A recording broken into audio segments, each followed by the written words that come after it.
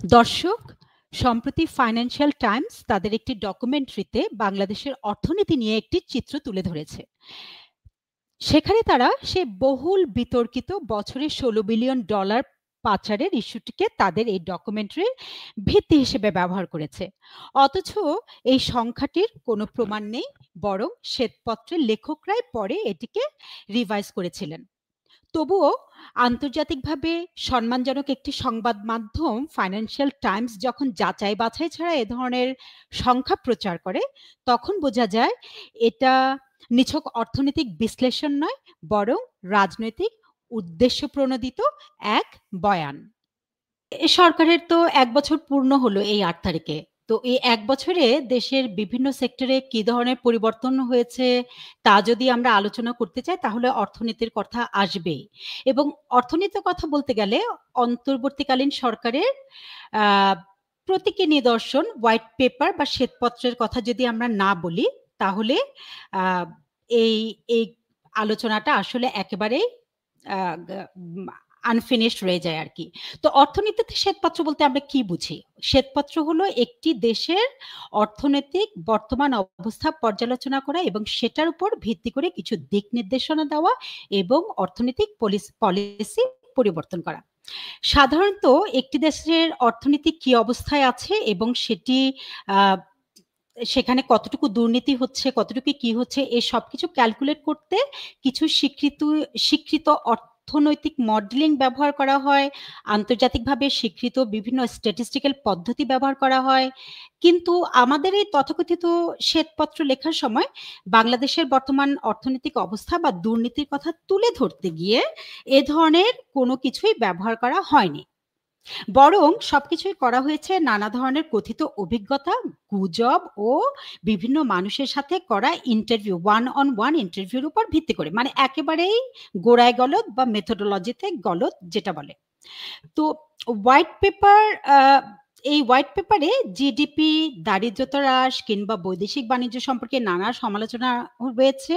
কিন্তু তার সুনির্দিষ্ট বিকল্প কোনো উপাত্ত বা পদ্ধতি দেয়া নেই। ঋণ নীতি, ব্যাংক সংস্কার এসব ক্ষেত্রেও কথিত অস্বচ্ছতার কথা বলা হয়েছে, কিন্তু সুনির্দিষ্ট কোনো নীতিগত বিশ্লেষণ নেই। অর্থ পাচার নিয়ে নানা বড় বড় অঙ্ক মানুষের সামনে হাজির করা হয়েছে, কিন্তু গ্লোবাল ফাইন্যান্সিয়াল ইন্টিগ্রিটি বা আইএমএফ যেভাবে পাচার নিরূপণ করে, তেমন কোনো প্রাতিষ্ঠানিক মডেল এখানে ব্যবহার করা হয়নি। একটা উদাহরণ দিয়ে আপনাদেরকে বুঝাই। এই শ্বেতপত্রে বলা হয়েছে ২০০৯ সাল থেকে প্রতি বছর গড়ে $16 বিলিয়ন বাংলাদেশ থেকে অবৈধভাবে পাচার হয়েছে। একটু খেয়াল করবেন। আ প্রতি বছর ১৬ বিলিয়ন ওনারা বলেছেন, হ্যাঁ? অন্যদিকে ট্রান্সপারেন্সি ইন্টারন্যাশনাল বাংলাদেশের মতে এই সংখ্যা প্রতি বছর ছিল প্রায় $৩ বিলিয়ন। এই সংখ্যাটাও কিন্তু অনেক বড় সংখ্যা।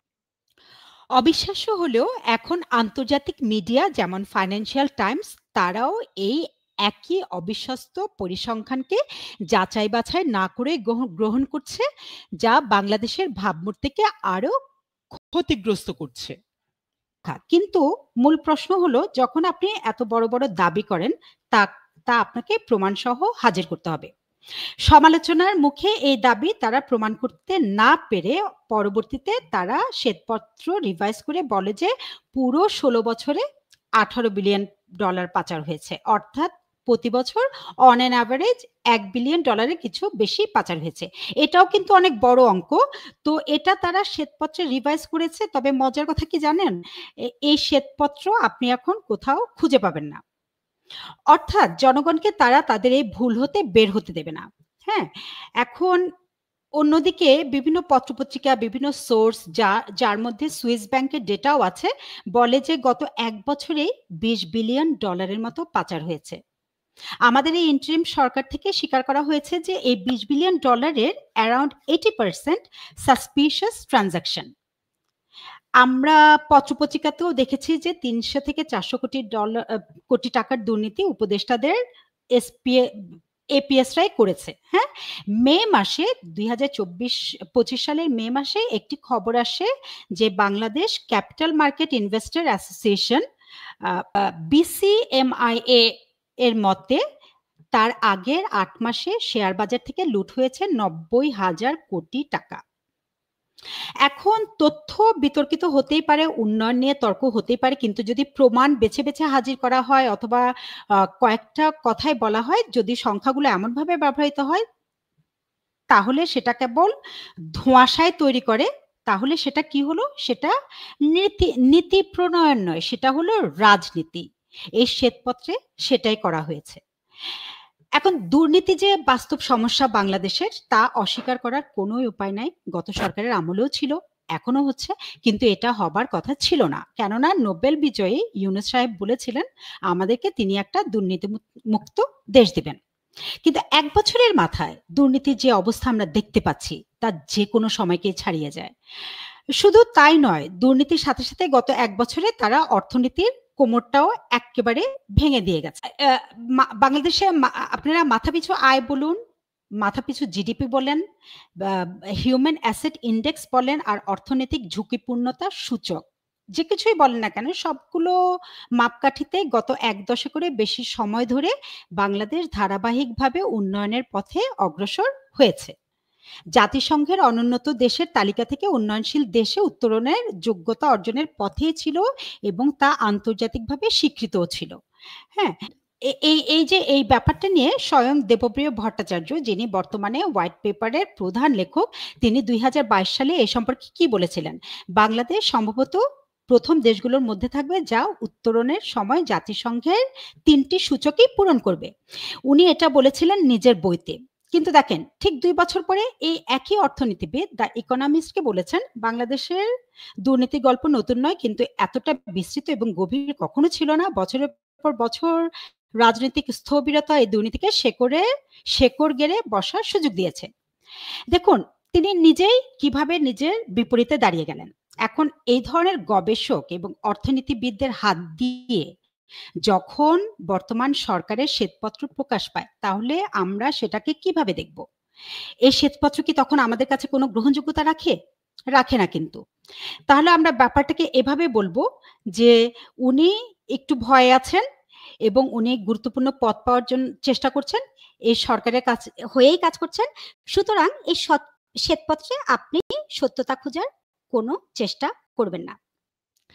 সব মিলিয়ে ছবিটা খুব পরিষ্কার। ভেতরে শ্বেতপত্র, বাইরে ফাইন্যান্সিয়াল টাইমসের মতো আন্তর্জাতিক পত্রিকা। ফাইন্যান্সিয়াল টাইমস ডকুমেন্টারি বানাতে এমন সব মানুষের সাহায্য নেওয়া হয়েছে, আপনারা দেখবেন, যারা প্রায় সকলেই জুলাই সন্ত্রাসের সাথে নানাভাবে জড়িত ছিলেন। সুতরাং অর্থনীতির শ্বেতপত্র বলুন আর ফাইন্যান্সিয়াল টাইমসের এই ডকুমেন্টারিটার কথা বলুন, ২ জায়গাতেই একই কৌশল ব্যবহার করা হয়েছে। অতিরঞ্জিত অঙ্ক, অতিরঞ্জিত ব্যাখ্যা এবং যাচাই বাছাই ছাড়া বিভিন্ন ভিত্তিহীন দাবি। লক্ষ্য একটাই, শেখ হাসিনার শাসনকালকে কলুষিত করা, বাংলাদেশকে এক অনিয়ন্ত্রিত দুর্নীতির দেশ হিসেবে বিশ্বে প্রতিষ্ঠা করা। অথচ উন্নয়নের সূচকগুলো, বাস্তব অর্থনৈতিক অগ্রগতিগুলো কিংবা প্রমাণ সাপেক্ষ বিশ্লেষণ, এসবকে তারা সযত্নে আড়াল করেছে তাদের কাজে, তাদের প্রয়োজনে, তাদের এজেন্ডা বাস্তবায়নে। সুতরাং এই সমন্বিত বয়ানের উদ্দেশ্য সত্য অনুসন্ধান নয়, বরং রাজনৈতিকভাবে আওয়ামী লীগ সরকার এবং তাদের গত ১৬ বছরের কৃতিত্বকে কলুষিত করার এক চেষ্টা। এটাই আপনাদেরকে বুঝতে হবে। আজকে এই পর্যন্তই। সবাই ভালো থাকবেন। জয় বাংলা।